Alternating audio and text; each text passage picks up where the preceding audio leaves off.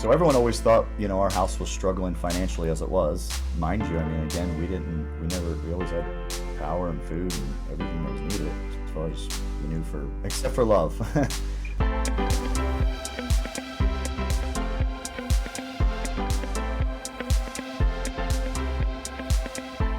Hey, welcome everybody to The Best Life Ever, and I have a very special guest here today. His name is Greg Fives. Am I saying that? Peas, like the Pease. vegetable. Okay, Pease. Okay. And I met him through a mutual friend because his friend thought, well, we have some things in common because we both do training. But in essence, I heard Greg's story and I thought it really needs to get out. And I think it's the reason is because somehow it might touch your heart and we can help other people.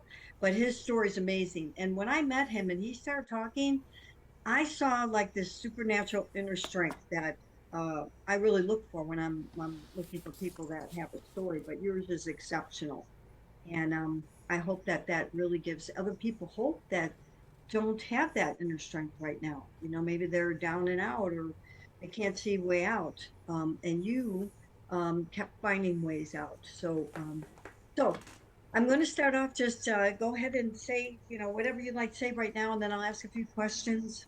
So, Yeah, I appreciate getting to be on, Connie, and sharing my story because there was plenty of times during my journey where I wasn't conscious of what was inside of me, and it was other people's stories that really helped carry me because what I discovered, what was possible, really, really helped fuel. So I appreciate getting to be on and share my story. wow. Well, that's a great way to start because, I think that's true. I think the way I'm like you, I learned by watching other people that there must be something inside of me too. Like if they could do that, I could do that, right?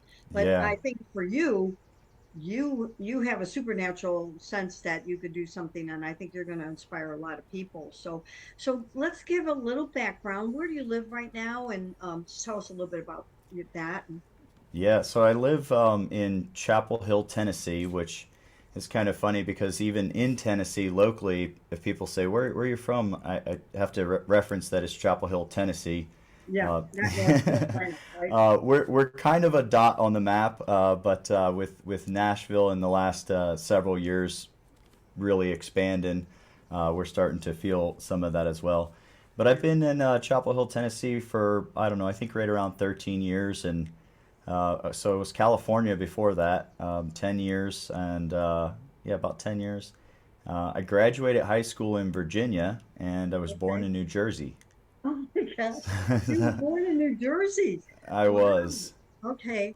Well, that's right. And I know when we talked a little bit, we found out we both have we have some Italian, so we have that relation of being Italian, which Yeah, we're some of the best people in the world. We that's right. passionate and we love people and we have loud and yeah, we're just great people. So it was really great to find out that you have some relation in my ancestry.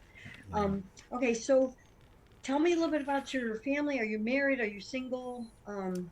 Married, and we have in the house we have Xander. He's 11. He's my youngest, our youngest, and last one, and he lives most of the time like a only child. Um, and then we have my daughter is 16, and she spends most of the time with her mother in North Carolina. And my oldest son is 19, and he's on Paris Island right now, becoming a Marine. Oh, And wow. then yeah, and then my bonus daughter is she'll be 25 this year. Okay. So yeah, we got a little quite a range there, and but in the house, Xander kind of lives like an only child. I love that name, Xander. I know one other person named Xander. He was our worship leader at our church. That it's that's kind of rare. It's a good name. I only hear it once in a while. That's great. Yeah. So you got one left. So you're not an empty nester yet.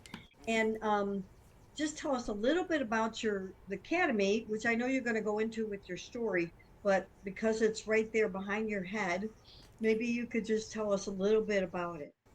Yeah, absolutely. Yeah, I think that's good. People probably staring at it like, what is that back there?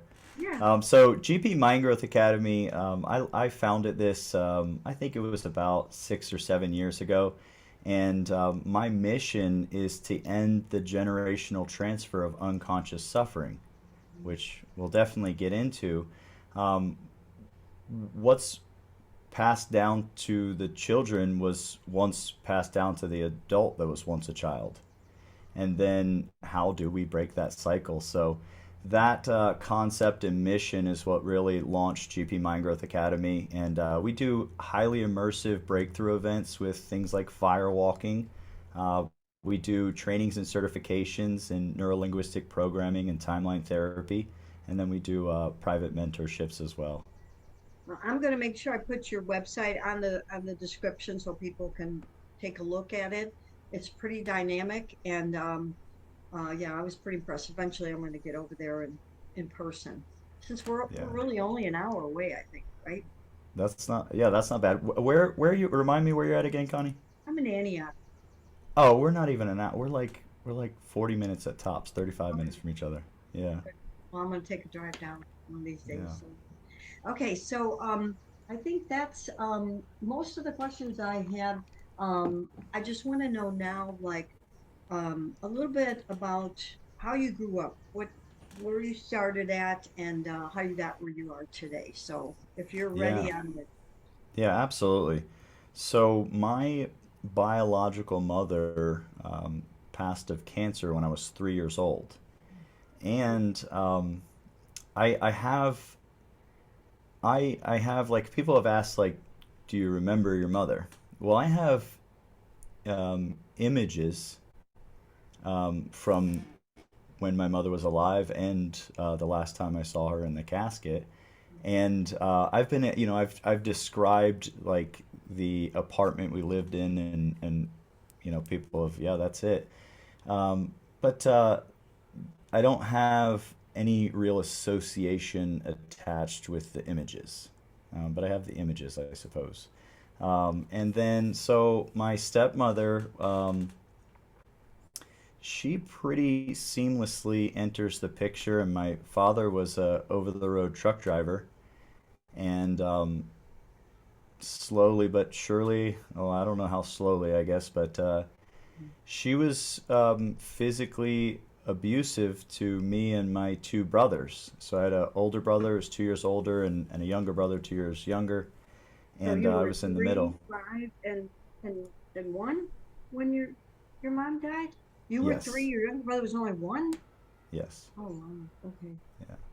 And so she kind of, I don't, at 3 years old, I don't necessarily know, but kind of think maybe moved in like as in like even caregiving while my father was over the road. I'm not 100% sure, but nonetheless, she becomes my stepmother, and she's physically abusive to us. Now at 3, 4, 5, I don't remember very specifically the things that were taking place, but I remember it was always, and it didn't, it escalated over the years.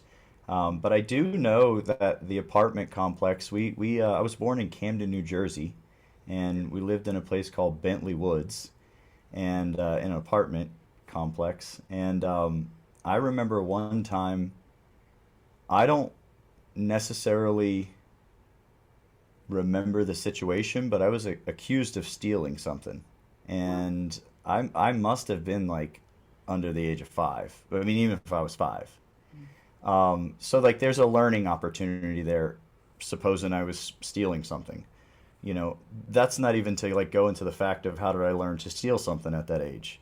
But Right. nonetheless, nonetheless, the lesson that I was given, I got my hand burnt on the stove, Oh and my I mean, God. like, just blistered, like, just heated up the stove and put Oh my wow. hand on it.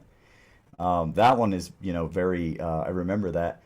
And then as the years go, I mean, it got, when we moved in New Jersey, we moved, my father either rented or bought a house. And once there was that level of privacy, it got absolutely barbaric. Mhm. It was not just not just physical, and the physical stuff was graphic, and I'll share a few examples, Mhm. but psychological. There was a Yeah. lot of psychological warfare taking place, and I tell people like it's hard to really pull up the memory of the pain. Mhm. Now, mind you, I got really good at dissociation, but nonetheless, um, I call it com- compartmentalizing. yeah, We absolutely. yeah, that's Please. probably what you were able to do, to compartment it, put it in a compartment. Yeah, and go to a different compartment while that was taking place and such. Yeah. But I tell people like it's hard to really pull up the pain, and obviously there had to be some pretty graphic pain. I'll share some examples here shortly. But the psychological piece I can't forget. Mhm. So that the physical, I mean, while it was horrible in the time, the psychological was like so much worse for me. And your Um, dad was on the road, right? yes, Most of the time.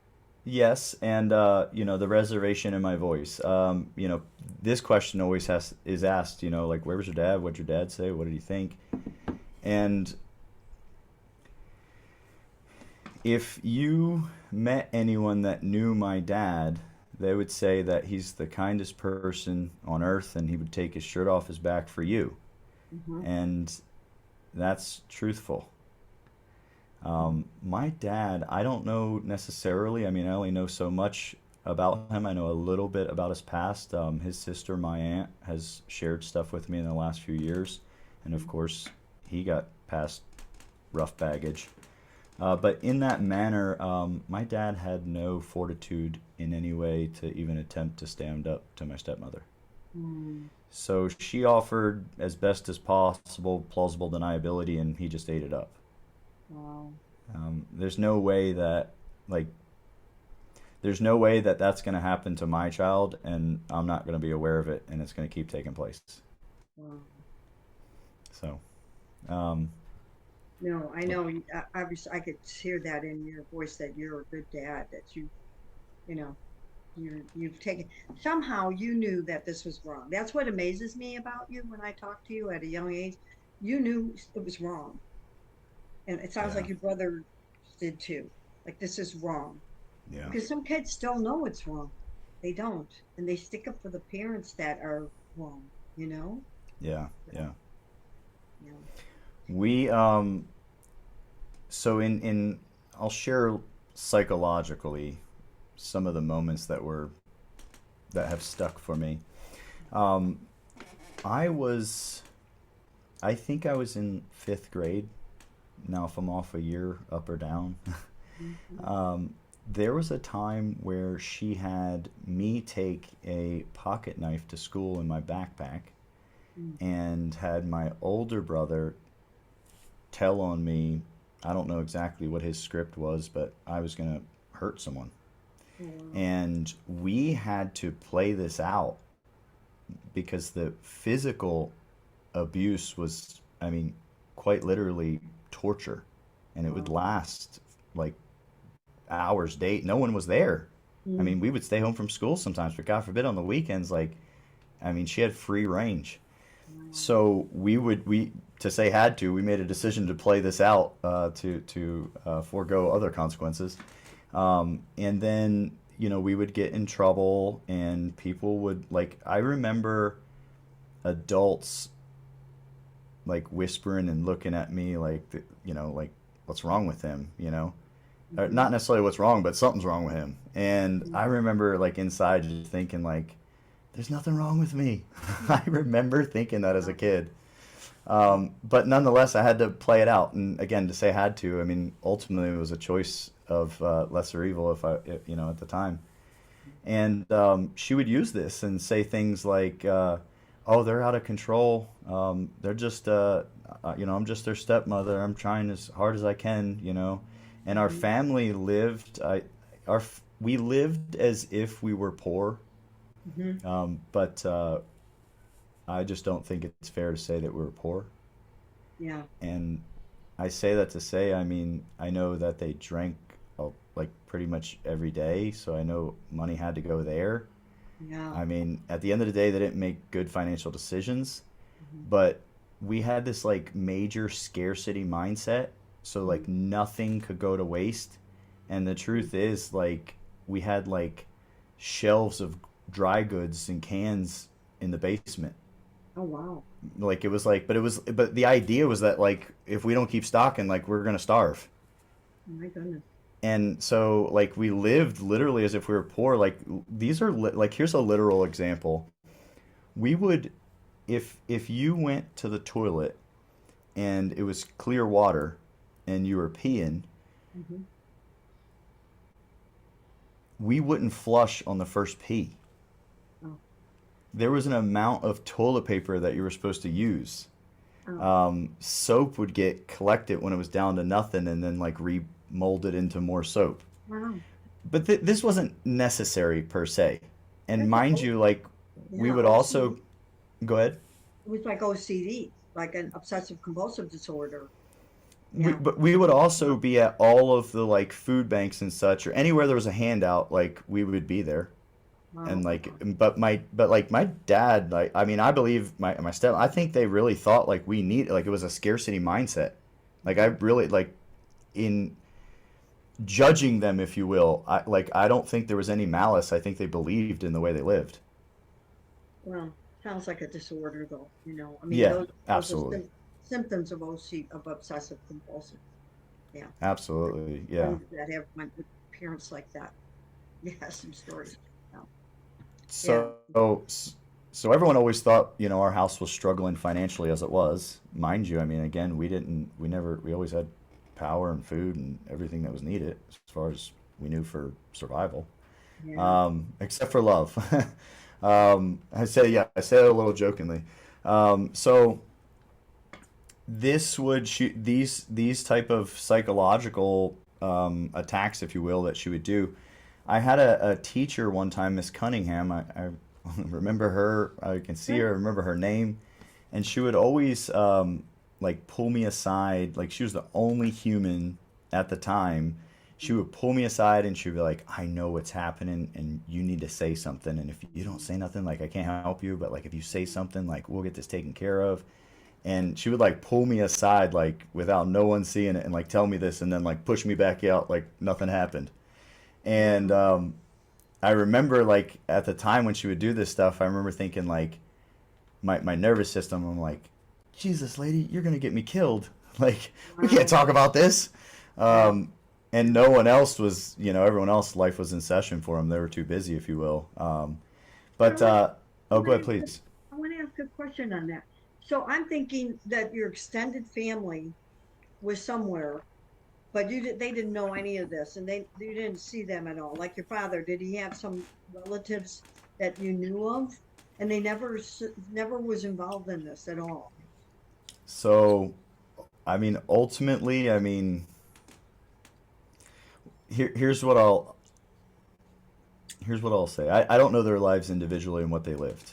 Um, I'm gonna offer them the benefit of the doubt and the fact that when I talk about psychological warfare, Hmm. there was a caseworker. It was called DYFUS, so the Division Youth of Family Services. There was a caseworker named Janet Foley Okay. that was assigned to our house and would come to our house because there was constantly like calls from neighbors and like random on seekers like we're like, hey, something's wrong. Yeah. The state would get involved. She would use these situations like, hey, they're out of control. He took a knife to school the other day. Mm. So she would like plant these nonstop. We would have to do these behaviors that wouldn't even have been ours. So she uses this, and we would. She always. I. I mean, my brothers at the time. We. She would always have us clean the house, but I mean like spectacular. I mean, we won't. I won't bother us in detail, but just whatever we think is extreme is not extreme enough in like making a house clean. Mm. So when anyone came over, this house is immaculate, Hmm. and they think she's doing that plus managing the kids. Wow. So she like the psychological warfare. So mind you, um, I don't know what I would have done if I was them, Yeah. and I wouldn't say that they did nothing. And Annette was my stepmother. She had everyone as best as possible. She had the wool pulled over their eyes. Yeah. Oh Um, my. Here's a literal example of one time my father's father. I know he would, I'll use the word frequently, try to get me to be able to visit at Oh. his place. Mhm. And but there was always, oh, she always had something that was like, oh, it's the worst time. We got this thing, like always. So it would just go on for like, I mean, years, you know. And one time, I don't know at what level he put his foot down, Mhm. but that he was gonna come pick me up and like we were going somewhere. Mhm. And I mean, I remember her being really pissed in the background that like I guess he like was really like enforcing this. Wow. And she had me drink, I believe it's called Epigac, Mm. and then a whole bunch of water. And so when he came, I was throwing up. Oh my gosh. And she said, "Oh, he's sick. He's not going to be able to go." Oh wow. She was, wow. Yeah. Bad actor for sure. Wow. Yeah, that and that's again psychological piece. Yeah. That's what stayed the longest, stung the most. Um, Physically speaking, what to give people listening, like what are we talking about? What are the depths of this? Because Mhm. ultimately everything's relative, I suppose, in life. Um, she did things. When I say like everything I'll share definitely happened. Mhm. Um, she smashed my toes with a hammer, Oh my cut my God. tongue open with a steak knife, Oh my God. sat me on a wood burning stove and burned my backside, and then did not take me for medical care. And I don't know how many days later, I couldn't go to school anymore because there was a very foul odor and there was infection. And she took me in the basement and scrubbed it off Oh my and then God. put like Neosporin and such on it. I never went to the hospital for it. Mm. Um, and there was just non-stop being hit, choked, thrown around, and I mean like physically thrown around. Wow. Um, I don't know how many times. I mean, very much. If it's not in the thousands, it's in the high hundreds, in which I was rendered completely and totally unconscious from some act that she imposed. Um, The so house poor. it was horrible. I mean, it was absolutely horrible. And during these times, I would say, I don't know specifically, but maybe around like five or six or so, like things really started like escalating. And once we got into a house, I mean, she had to control the whole situation. Mhm. So when I was 7 years old, she killed my 5-year-old brother, Oh my God. Timothy. Oh my God. So Yeah, she how old was picked, he? Five. He was five. he Yeah. was five Okay. years old, Oh my. and she picked him up, and there was already, she had us drinking water. Like she would do, so ultimately, I ended up, I drank water out of the hose outside. Like we wouldn't even dare ask for water. Like I wouldn't dare even ask for water. Now, I wouldn't say that like we weren't fed or hydrated, but never properly or appropriately. Mhm. Mhm. And like the foods and things that I've consumed, we'll get back into Timothy, but the foods and things I've consumed, I don't know what her thing was with food, but unless I was in front of company, I most likely was eating something that was rotten, and I mean like rotten, like Oh. moldy. Mm. There was always, or it was always something with the food, or like if there was nothing rotten, like she might feed me a plate of jalapenos raw. Oh my gosh. Like it was always something, and but I mean I ate whatever was, I mean, first of Oh. all, that's the all we had, but second of all, She literally one time jalapenos like and time she was, oh, I don't know what time. Everything had a time limit to be done. Everything, and she put the timer on a microwave. Oh And no. one time she had me eating jalapenos and they were frozen. And she put a time, I mean, out of the freezer. And so I'm sitting there like trying to gnaw through these things. And I don't know, she might have put like 3 minutes on the, and I don't know how many jalapenos it was. Maybe it was like a few. I don't know. It doesn't, you know. She puts a couple minutes on this microwave, and I'm like just trying to gnaw away at these things, and like I can't get it done in time. And she took I don't know, maybe like two of these jalapenos and like literally took her fingers and shoved them down my throat and then walked away. Oh my God. um, Now my I'll introduce someone else at this point. She had a daughter, Mm. so I've always looked at her as my sister. She would be my half sister, or actually, I mean, technically, I say half Sister? sister. There would be no relation actually. Yeah, stepsister. Um, Hmm. yeah, stepsister. Yeah, yeah. She came and saved me, if you will. Oh wow. Um, Wow. Now, I know this leads to also the question, was she being abused? And no. Mm. Um, Yeah. and I don't know what else to say for that. Yeah. Yeah. Well, something wrong with her. But to go back to Timothy, because I don't want to leave So, everybody hanging. so Yeah. she had us drinking water out of these I mean, very specifically, these 1 quart wonton containers, like Chinese food containers. She would always get wonton soup and save these clear containers and had a little lid on top for like Mm. takeout soup. Yeah. And so we each had one of those, and she just kept filling them up with water and just having us drink and just keep drinking and keep drinking. And like, I remember first, like, quickly, I don't know how much we drank, but Which can drown you.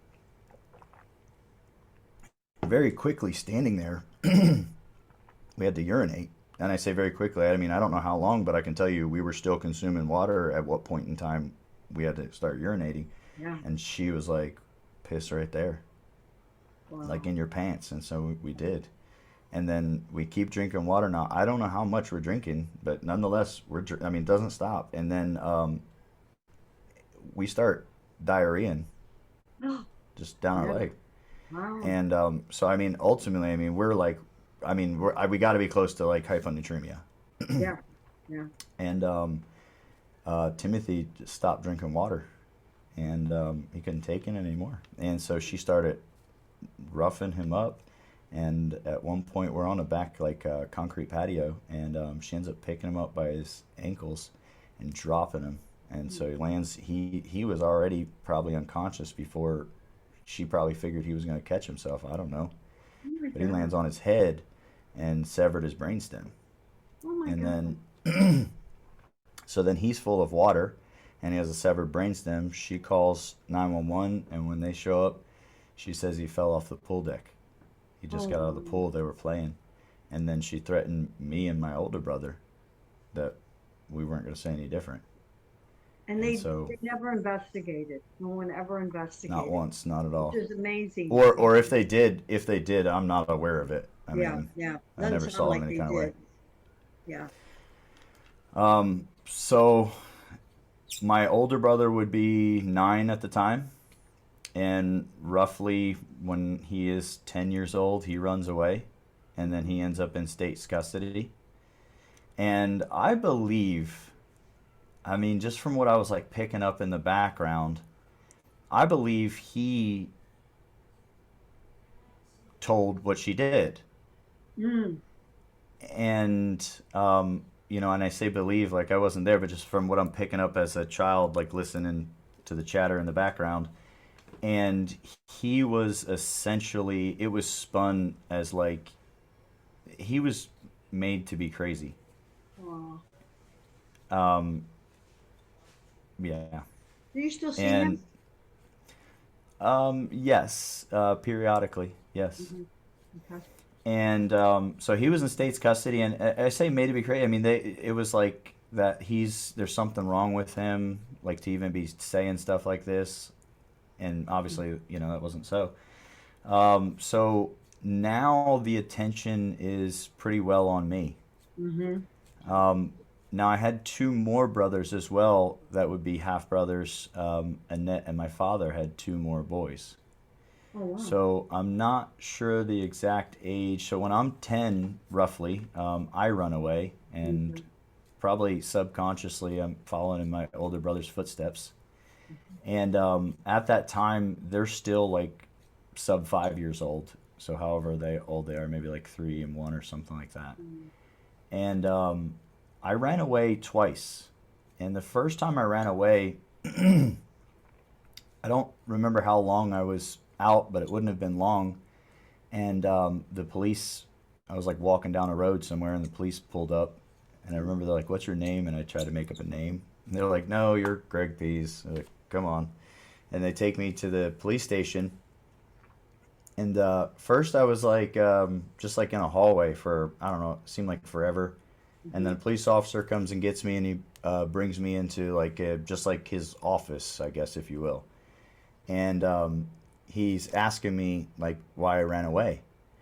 And up to this point in time, I have not alluded to anyone that I'm being physically abused out of sheer fear that like if they don't immediately take me out of the situation, like she'll kill me. Yeah. So I have not alluded to anyone in any kind of way, as far as I'm aware, on the outside, just out of sheer fear. So I'm sitting there in front of this cop, and I'm thinking like, I mean, I guess at 10 years old, I'm thinking like this is the police, and I'm like, this is who I tell. Like they'll stop it right. Like there's no way. Like this will shut it down. She's getting arrested, you know. Yeah. Yeah. And so I remember thinking back to Miss Cunningham, and she would Wow. always say like, you got to say something. Like if you say something, and it took like everything I had, like all of my courage, to tell him I'm getting beat at home. And like those might have been the exact words that came out. I just wanted to like, oh, I said it, golly. And I don't know. He didn't question me too much from there. Like maybe he asked one or two follow up questions, and then he walks out of the office, and not too much time passes, and the door opens. He walks back in, and then Annette follows him, and she sits down next to me. Your And then, stepmom. yeah, my stepmother. Wow. And then this police officer has a conversation, a three-way conversation about I said I was getting beat at home. And of course, she uses all of the negative behaviors and the things I've done, and his brother ran away, and they're completely trouble. His brother's in state custody. I don't know really what to do with him. I get sent home with her right there on the spot. Like right there on the spot. I was like, I was crushed, as you can imagine, like Yeah. Yeah. emotionally. Yeah. So when I got home, I mean, of course, she beat me, but it wasn't really too much different than any other beating. But I remember she said, if you ever run away again, you better never come back home. And I Mm. ran away one more time, and I don't think it took me long. I mean, I don't know if it was a month, if it was a couple months, but I ran away again. And that time I was just made sure I never went back home. I hid for a while. I mean, I literally ate out of trash cans. I stole things when I could. 10 years old. Food, yeah, 10. Maybe I turned 11, and yeah, I hid for a while, and eventually I get in. I get into like state's custody. I get like arrested or for something maybe. Get in state's custody, and Mhm. eventually I'm in a detention center, and through like whole process or journey, if you will, and once I'm in the detention center, I I think I was supposed to be there for like a period of like 9 months, I think, or something of that nature. Mhm. And towards the end of that, I remember like asking what happens when like that time is up, and they're like, "Oh, you're free. You go." And Yeah. I'm like, "Go where?" And they're like, "Oh, go home." And I'm like, "Oh," I'm like, do you guys let me make a call to like for my family to pick me up?" And they're like, "No, we'll contact them and they'll come and pick you up." And And you like, hadn't had any, they didn't like try to get you out or anything like that. no, no, no, Yeah. no. There was like no contact. Wow. But at that time, I realized that once my time was up, they were going to hand deliver me back to her. And that fear immediately set in. And so I misbehaved, and I stayed in a detention center until I was 17 years old. Wow. That was good. That was a good plan, Greg. Good That's what plan. that's what I say. It's like you had this inner strength to figure to survive. Yeah, Strictly yeah. survival. You were on a survival mode your whole life almost, which is why you're so good at what you do with the academy. That, Yeah. yeah, the experience and the journey of self discovery and auditing, which I'm still Yeah. on. I think we all are. So. And it's amazing to me, and I know I want to hear the rest of the story because I know there's more. To me, that these people got away with it, and they're dead now, right? They're passed away, both of them, and nobody ever discovered actually what happened. When you say both of them, Your mom and your dad, your stepmom and your dad. gotcha. Yeah. So my stepmother has passed, and I was in the process of opening up a case in New Jersey against her for murder because there's no Oh, statute of limitation. oh wow. But she passed in that process. So there's no legal accountability. And then my father is still alive to this day, Oh, and he lives probably about 30 minutes away from me, maybe. okay. And I visit him periodically. We Okay. talk periodically. Um, I I've shared with my father that my position is I love my father as equally as, and for those that would know me, I do love someone that I would just meet passing on the street or someone that needed something. Mhm. So I love him as a person. I didn't get to have him as dad, Mhm. so I'd have to pretend any different. And he never Um, said, I'm sorry. my dad has, my father has, Okay. my father absolutely has. Um, yes, in the since everything unfolded, as you will, if you will. That's some Um, relief, yes, a little bit. absolutely, Mm. absolutely. I'm healing.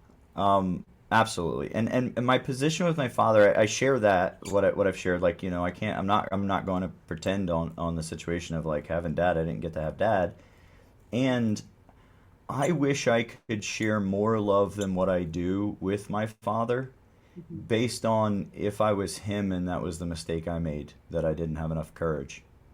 Because most people that I've shared that with, they're like, no, I would never let that happen to my kids. Like they can't see the like, oh, you'd want to share more love. Like you wish you could share more love, or to say could like my capacity, I do not share a lot of love with my father.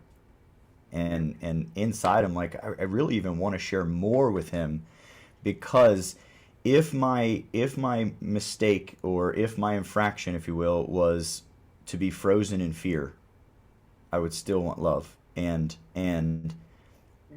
in some flavor, I know what it's like to be frozen in fear.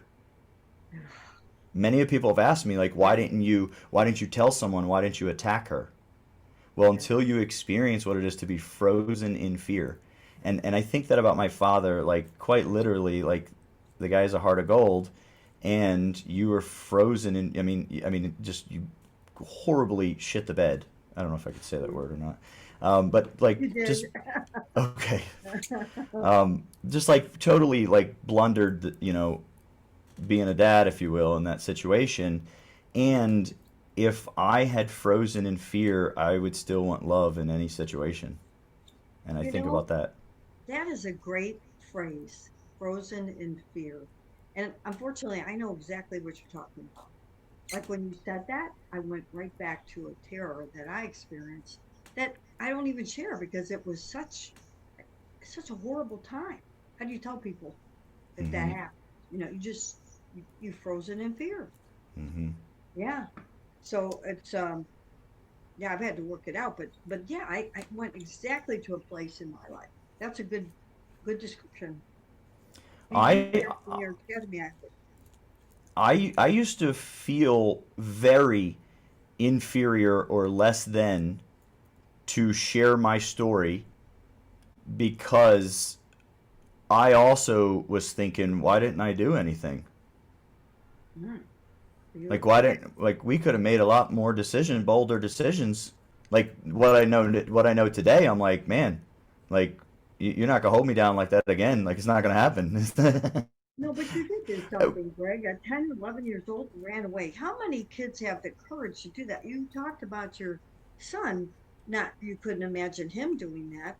I Absolutely, can't yeah. imagine my grandkids doing that.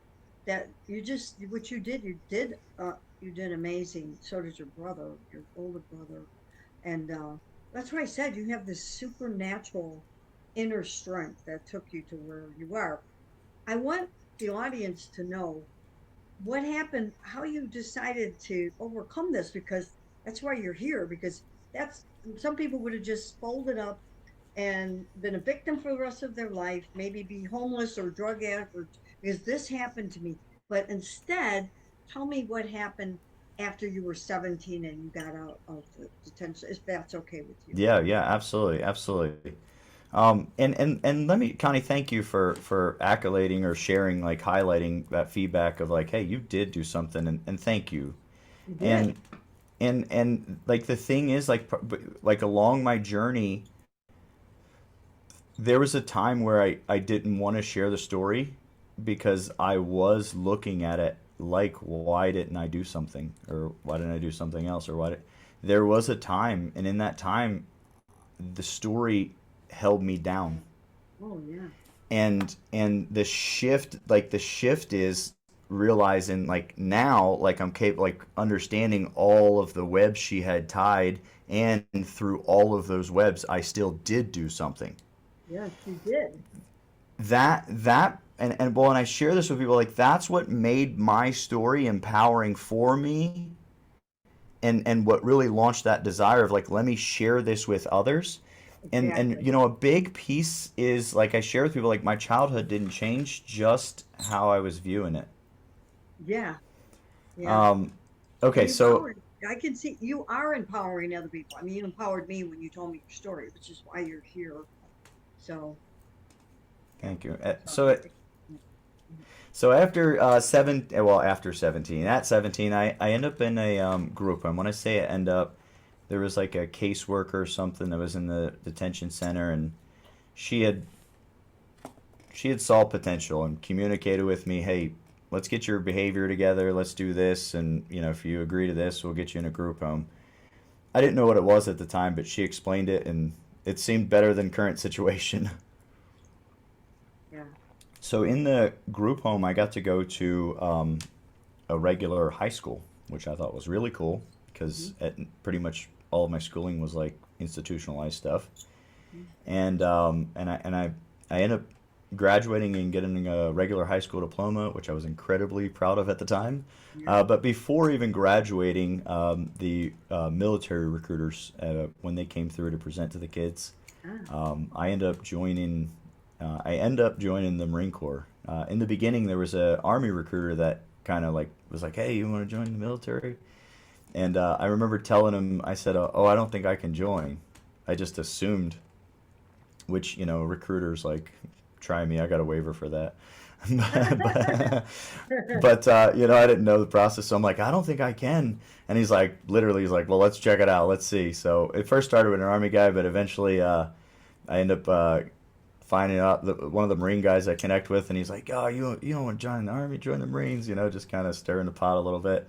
And I told him, I was like, "Oh, I don't think I can join the Marines." And he's like, "Why not?" And I'm like, "Oh, I got this." I'm telling him about my past, and he's like, "Did the Army guy tell you he can get you in?" I was like, "Yeah." He's like, "Oh, you can get in the Marines." And so I was just like, "Oh man, I thought the Marines were like top notch." I mean, just I don't know, this is the way I saw it.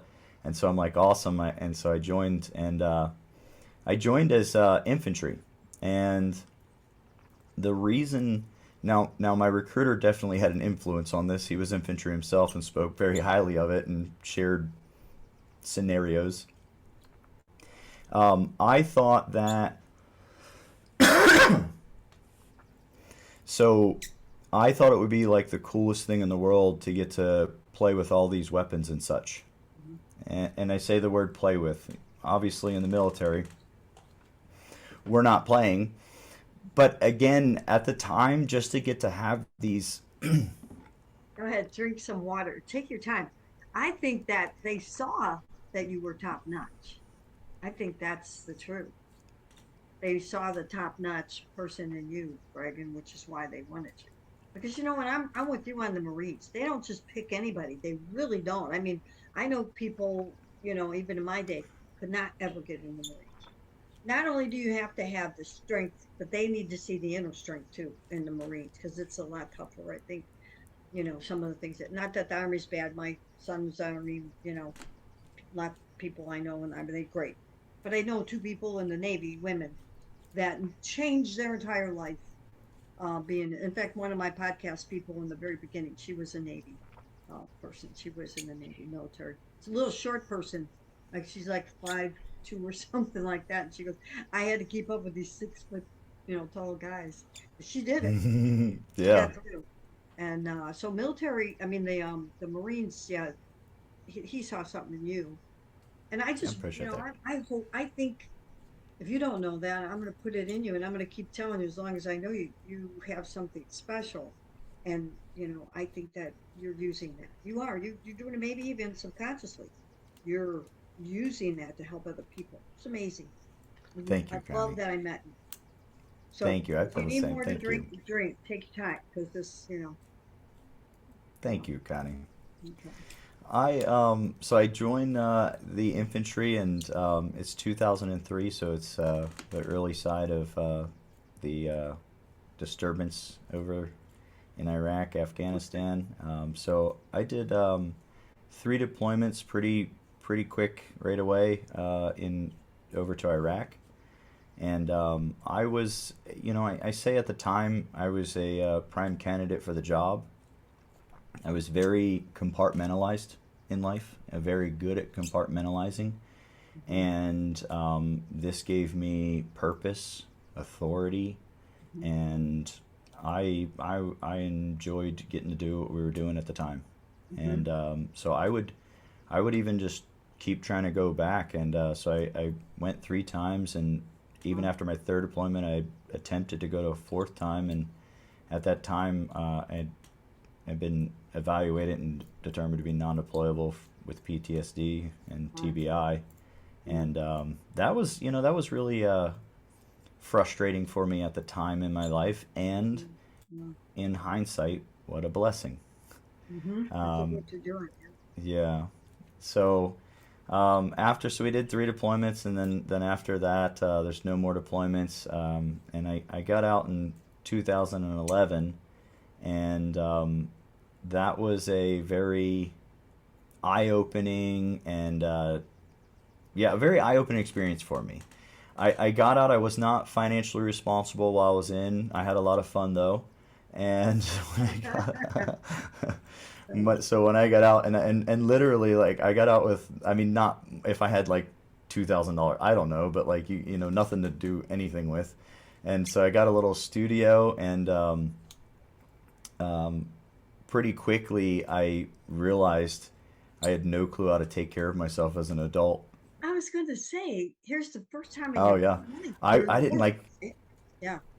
It's kind of like Yeah, a yeah, friend that we have that was in a cult. He was like, you're just suddenly getting out into the real world for the first yes, time. yes. I was 26, and yeah, I was the word that I use and like I feel very comfortable with. I mean, if there's a different word, I think I was very ignorant, and I had a lack of knowledge or awareness for a lot of things, or a lot of things that society utilizes. I Mm-hmm. had awareness of things that's behind the view of society, if you will. So yeah, I struggled. I ended up with like an eviction notice. The utilities are cut off, and like mentally, I'm like fighting everything, like all the demons at once, Mm-hmm. and really struggling, and heavily contemplating suicide, and in the studio. And one day I visualized it. I remember like I was thinking, like it wasn't like I was like upset or crying. Like I felt neutral. I mean, ultimately, again, it was compartmentalized or dissociated, but I felt neutral.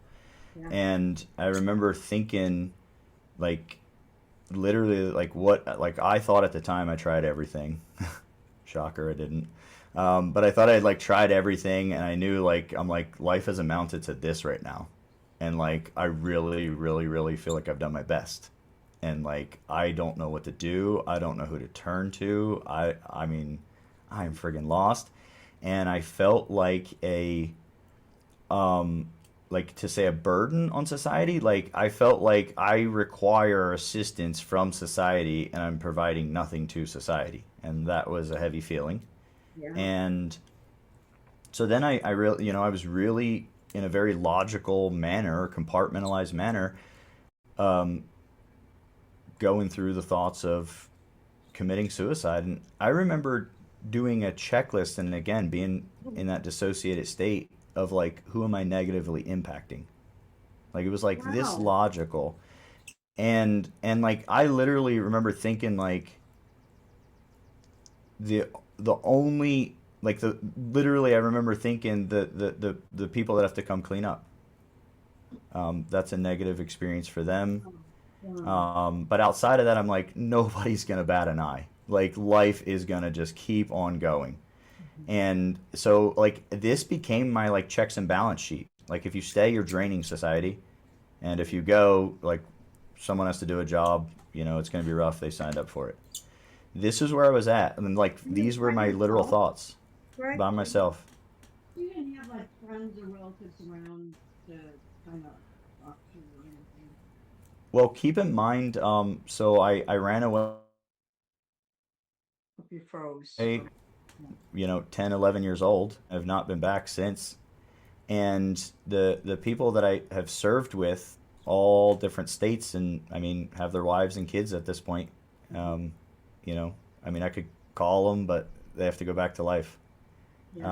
So yeah, I felt like very, very alone. I didn't really at the time. I mean, ultimately it was me to blossom, but at the time, yeah, I was certain like I really have no one at the And time. did the VA Um, did the VA give you any openings to join a group or anything? Because I know that they do that a lot now. Like they have places where people can go that. well, I didn't even reach out to any of that, and like the container of my mind or the capacity of my mind at that time, like I to say I didn't have the awareness, like I didn't. Okay. Um, Okay. Yeah. That's yeah, good to know. yeah, and that's right when I say like ignorant, like there's a lot of experience. Now, mind you, I had my experiences, and they've served me well enough to be where I'm at. There's a lot of experience, like just most of our learning is unconscious learning. So most of the things we learned from like between 0 and 18. Um, a vast, vast majority of it, a vast majority, we picked up unconsciously, just cueing in on what was going on and worked for others. You're right. Hmm. Like I didn't get those experiences. I didn't see someone be able to call for help in a detention center. Yeah. Um, so at the time, like again, it was pretty. My exposures were, I guess, they weren't limited because I had the exposures I had, just like everyone does. But I guess we'll say they were unique. I have Um, to say, I can really see God in this. I do. yeah, I just see he looked down on you and he's like, I'm taking care of that guy no matter what. And he did. I mean, and I maybe you didn't ever feel that, but it sure looks like it. I agree. I 100% agree. And when you say maybe I didn't feel like that, oh, there was a lot of time in the beginning when I didn't feel like that. And I was upset with God for a period of time because it was like, why did you let this happen to me? Right? Um, another podcast. I feel really good with how I've went through that journey of reconciling that with myself. Um, but yeah, definitely, definitely. Or we'll have to do another podcast. I can see another story here. Go ahead. Yeah. So I'm sitting there in this studio, and well, it's perfect timing that you bring up God. Sitting there in the studio, and I got to the place. So I've done these like logical checks and such, and I've got to the place where I I thought to myself like, could I actually even do this? Like I hadn't ever contemplated suicide in my past the whole time as a child. Like, no matter how bad things I got, like I'd never even considered it. Like I did something inside of me, and like I choose to believe like that. Like my mother whispered something to me before 3 years old that I'm like I'm sure. I have that sense. She must I have done you big time. something inside of me the whole time was Yeah. like this is temporary, and like there's gonna be freedom, and like we gotta hang in there, like as a child and such. So I'd never even contemplated. So like I literally started like, can I do this? And so I visualized going all the way through, and then that was like okay, and I was down to what could have been my last moments, if you will, and I noticed a book on the floor. My studio was a hot mess. I mean, just like there was no like things were just in a pile, and there wasn't much things, but they were in a pile. And I noticed this book, and it was a book on forgiveness. Now, let me get ahead. Everyone has asked, who's the author? What's the name of the book? I do not know. There's a book on forgiveness sitting there, and I think to myself as I look at this book, up until this time in my life, I thought all of the books, the seminars, the motivational speeches, the courses, I thought it was all snake oil. And everybody was getting duped that was investing in that. And I couldn't believe that they didn't see it. Mind you, I didn't invest in any of it because I wasn't going to get duped. Yeah. So this is what I thought. So I look at this book, and I remember thinking like some type of negative limiting thought like, oh, that scam stuff. And then like this second thought comes to me, and it's like, well, you've never tried it. And I mean, like, it's just like, which we all have our inner voices, and literally it's like, well, you've never tried it. It was like, almost as if I'm even challenging myself. Well, And then like so, God. Hmm. so yes. And so for a moment, I literally sit there and I'm like, yeah, well, we never tried it because we're not, I have a conversation with myself because we're not getting duped. Yeah, but you don't know if you're actually not getting duped. Like, how does this stuff keep floating around? You know? So like I kind of have this conversation with myself to the point where I'm like, all right, I'll read the friggin' book, and then when I'm done, it either is or it isn't. Mm. So I Mhm. picked the book up and I read the entire book. And when I get done with the book, I hope everyone knows like this doesn't like change everything. But I get done with the book, and here's what I extracted from the book. I don't know what the author necessarily wanted extracted, but here's what I got. At the end of the book, I thought my discovery was forgiveness is a decision. Again, not that the author ever said these words per se. Forgiveness is a decision, so it's something we decide to do. And then if it's a decision, then I correlate it, then it's a discipline. Mm. And so I if it's know a the author. discipline, I know the author. It's okay, Lewis. His last name is Lewis. I'll send it to you. okay. I've heard him speak. So I had correlated like it's a discipline, and in my mind I thought if it's a discipline, then it doesn't matter what it is, I can do it. Like I Yeah. immediately thought, then I can do it. Like that, there's like if it's a discipline, then we're good. I'm not gonna bow there. So this kicks me off with the idea of, well, let's just do it with discipline then. Let's just make a decision to forgive Annette, and Okay. then we're going to discipline ourselves, and we're going to stick to that decision, and that's all there is to it. And let's just see if that's a thing. Wow. It At gives that me point, chills. That's at, awesome. Wow. at that point in time, like I remember literally thinking where I was at that time. I remember thinking like, I'll try it for a day, Mhm. and like literally at the end of that day, like life's not all better, and it's like I'll try it again tomorrow. Wow. Now, mind you, when I'm making this decision, I would literally like commit to myself, like even out loud in the studio, like I forgive her. She's free and clear. It's forgiven. Now, mind you, like day one, day two, and I don't know how long, but it's not just days, weeks, months. I would only be able to hold that for moments in time. And then I would literally flip out screaming in that studio. There's Mm. no effing way she's getting away with this. That's a bunch of BS. Like Mm. flipping out and like Mm. expressing myself, if you Yeah. will. Mhm. And then but I just kept thinking back to Like everything that I did, like as a discipline, like I did competitive bodybuilding at one point in time, and I remember I started relating it to meals. Like every meal was a decision, and I could make the wrong decision at any meal, or I could keep collecting enough right decisions, and then I'll be ready for stage. Wow. And so I literally was just relating it to this in my mind.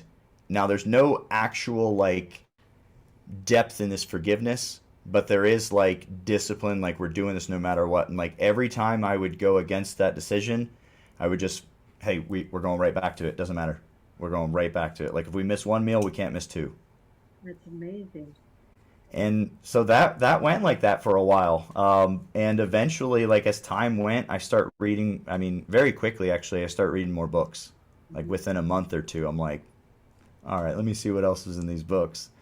And I got really, I kept learning in these books things that, like, again, I would suggest I would use the word I was ignorant up to this prior to start reading these books. And I start reading these books and I start learning, like, behavior. I don't know. I just start learning, like, life in Right. these books. And, like, when I say these books, people frequently ask, like, what kind? Um, Personal development, I guess. And most of the books I was finding, like, I loved books that were, like, 50, 100, 1,000, 2,000 years old. I mean, the older the better Yeah. because like it stood the test of time. Yeah. Um, so I just like started consuming these books and like living life like better, I guess is the word I would Well, you use. develop best practices for living. Yeah. And I mean, I just got pretty insatiable. I mean, I just kept consuming books and slowly but surely that leads into the launch of the academy. Wow. And your work as in the real estate industry as well, right? I had in the past, Connie. Okay. So I've been out of real estate, I think a little bit over 2 years now. Okay. So you were doing that though when you started the academy, or did you just jump in and okay.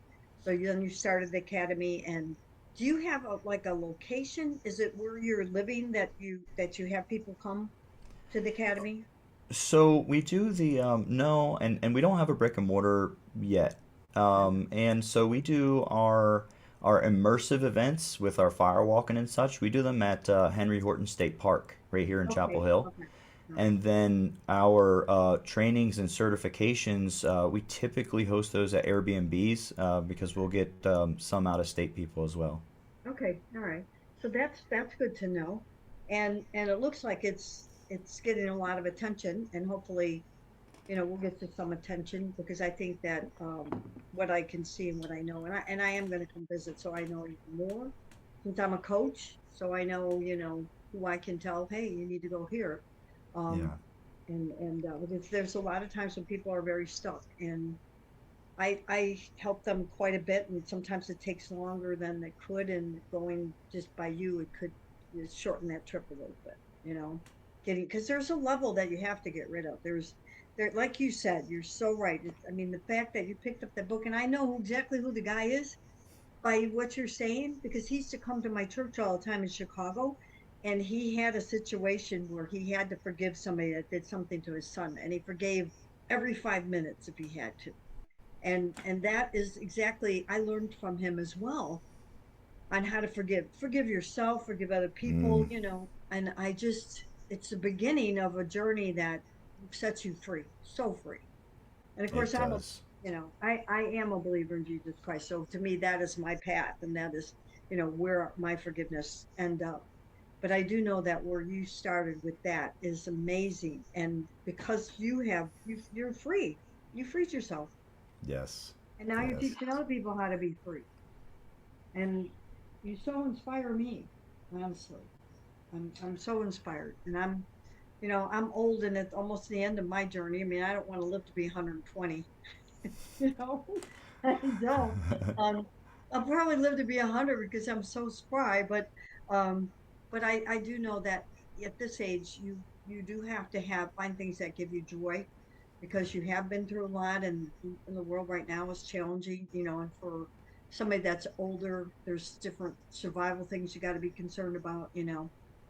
And so anytime I meet somebody like you, it just inspires me to bring in that inner strength that I have too, and it brings it right out to the surface. And where can I go? So thank you for that today. I I really appreciate appreciate it. I appreciate you, Connie. You've been thank you for all the feedback you've shared with me, and it's been great being on. I love again getting to share because those stories, those books, ultimately, like I don't know how many people's stories that I read that had nothing had work. I mean, if I were to make a comparison, I'd be like, oh man, they had it even worse. Yeah. And all these stories, they it made me realize like there has to be a way, like because once upon a time I thought I tried all the things, and so the power of other people's stories, I lived it, and I believe it, and I appreciate getting to share. I love listening to, when we talk, I always, when I teach people how to do public speaking, and I always tell them, we hear with our eyes. So while you're talking, I'm picturing this person and the path that you have, that you were on, that you're on, and how you are determined to keep that path going. Like if you have to take out one of those sickles and start swaying away the weeds, you're going to do it, you That's know. right. But That's I right. also see, when I hear you say that, I do see a path already paved for you. So, and the fact that you I have a believe that. family, I believe that.